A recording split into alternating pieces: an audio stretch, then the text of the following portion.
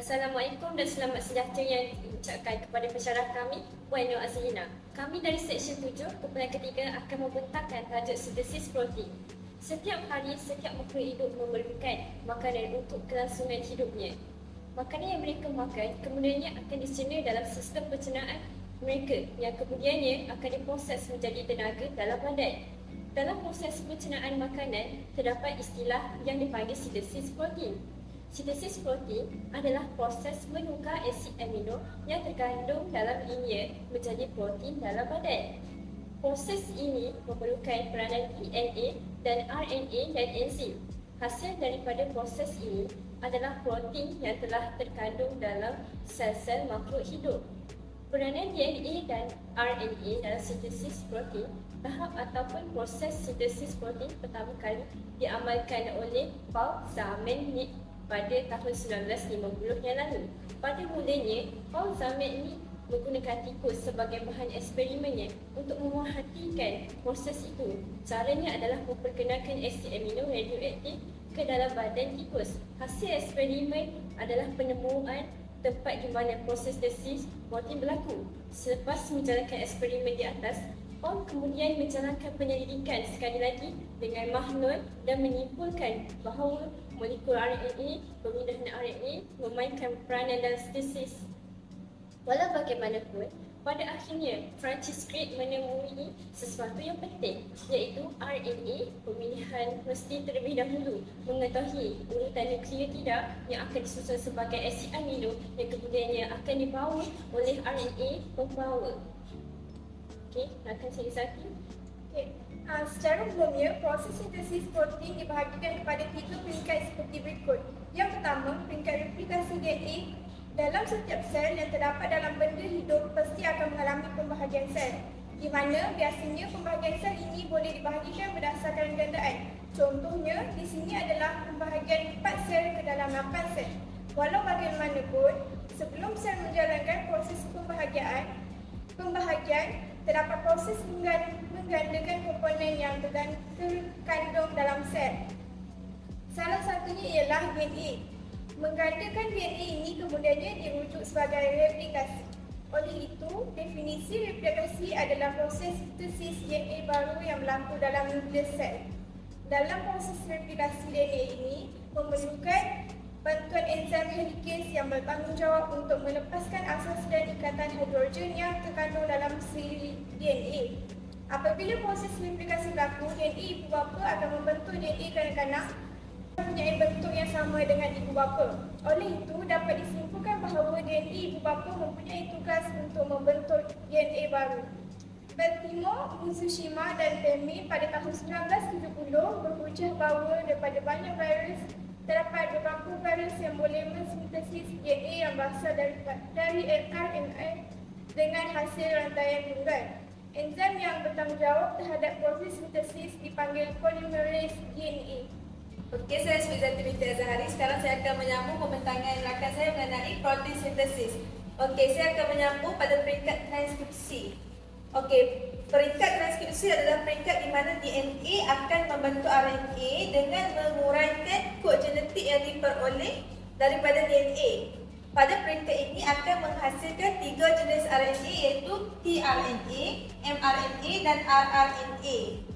Okey, proses transkripsi terbahagi kepada tiga peringkat. Peringkat permulaan, peringkat pemanjangan dan peringkat pengakhiran. Okey, pada peringkat permulaan, semasa proses replikasi terdapat kawasan yang dipanggil asas replikasi. Maka dalam proses transkripsi juga dikenali sebagai tempat lampiran polimerase RNA untuk menjalankan transkripsi. Terdapat proses di mana RNA kemudiannya akan melekat pada promoter, maka promoter akan mengikat koleksi protein yang kemudiannya protein yang kemudian proses ini dirujuk sebagai faktor transkripsi. Dari sini polimerase RNA, promoter dan transkripsi. Okey, proses seterusnya adalah peringkat seterusnya adalah peringkat pemanjangan. Apabila polimerase RNA telah membuka rantaian berganda DNA, ia akan memecahkan nukleotida RNA dalam arah 5 hingga 3. Pada peringkat ini, RNA akan menjalani pemanjangan dini bersama-sama dengan proses membentuk pasangan DNA dengan asas nitrogen. Okey, seterusnya kawan saya. Okey, saya pula Nuranis Ashikin akan menyambung pembentangan Asfar lah, iaitu RNA tidak mempunyai thymine, asas bromidin, tetapi mempunyai urasil. Oleh itu, RNA kemudiannya akan membentuk pasangan asas urasil dengan bantuan adenin yang terdapat dalam rantaian DNA. Dalam rantaian RNA terdapat 3 asas iaitu guanin, adenin dan sitosin, di mana kemudian pangkalan 3 pangkalan ini akan dipasangkan dengan asas-asas pelengkap yang telah ditentukan mengikut peraturan gandingan asas. Pada peringkat ini, adenin kemudiannya akan berpasangan dengan urasil, manakala guanin akan digandingkan dengan sitosin. Peringkat akhir selepas peringkat transkripsi setelah rantaian DNA akan kembali seperti sebelumnya. Maka polimeran RNA akan dikeluarkan di rantaian DNA RNA yang dibebaskan daripada DNA. Kemudiannya akan membentuk mRNA yang baru. Dalam sel prokaryotik, RNA yang terhasil daripada transkripsi akan memainkan peranan aktif sebagai mRNA. Walau bagaimanapun, RNA dihasilkan daripada transkripsi, kod akan menjadi mRNA yang aktif selepas melalui peringkat tertentu. Dari sini, mengikut bahawa rantaian tunggal mRNA mempunyai beberapa urutan asas nitrogen.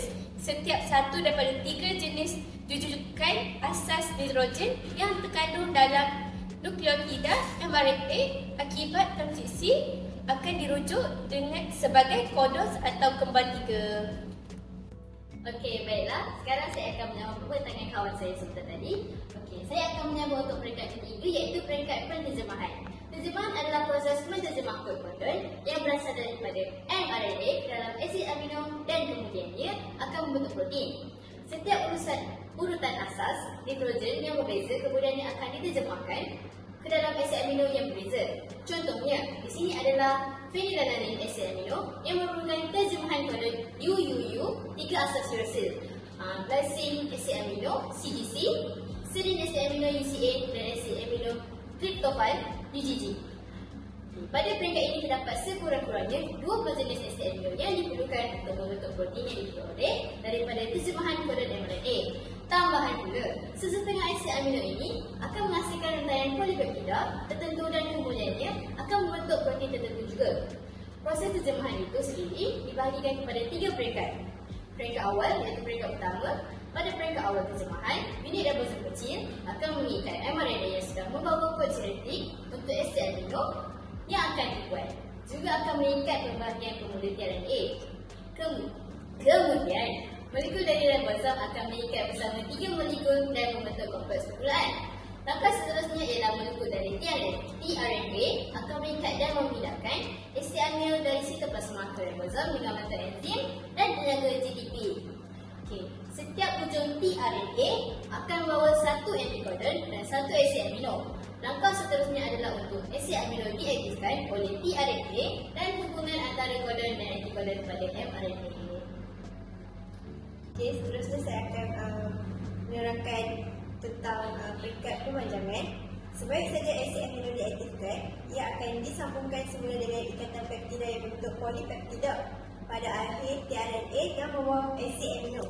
Contohnya, tRNA membawa phenylalanine asid amino. Contohnya, oleh itu, antikodonnya akan menjadi AAA yang kemudiannya akan dikaitkan dengan kode UUU mRNA. Dalam proses ini, rantaian polipeptida akan dipanjangkan. Ini disebabkan oleh penambahan asid amino. Okey, seterusnya peringkat penamatan. Peringkat terakhir adalah apabila antikodon yang dibawa oleh tRNA membawa kodon UAA, UGA dan UAG. Ini kerana rantaian polipeptida yang telah terbentuk akan dikeluarkan oleh ribosom daripada ribosom dan diproses menjadi protein berfungsi. Okey, akhir kata, sintesis protein ialah aktiviti asas untuk pertumbuhan, perbaikan dan penyelenggaraan sel-sel yang berlaku secara berterusan di dalam sel badan manusia. Proses ini menghasilkan penciptaan protein baru yang kemudian akan digunakan dalam pelbagai tugas di dalam badan yang penting, termasuklah penyembuhan otot, fungsi imun dan pengeluaran enzim. Yang pertama adalah membantu otot anda pulih selepas bersenam. Apabila anda bersenam, anda membuatkan air mata mikro dalam otot yang perlu dibagi. Yang kedua adalah membantu membina dan membaiki tisu tulang. Yang ketiga adalah memastikan rambut, kulit, kuku anda sihat. Yang keempat adalah menyokong sistem imun yang sihat. Yang terakhir adalah ia juga boleh membantu menurunkan berat badan anda. Sekian daripada kumpulan kami. Terima kasih.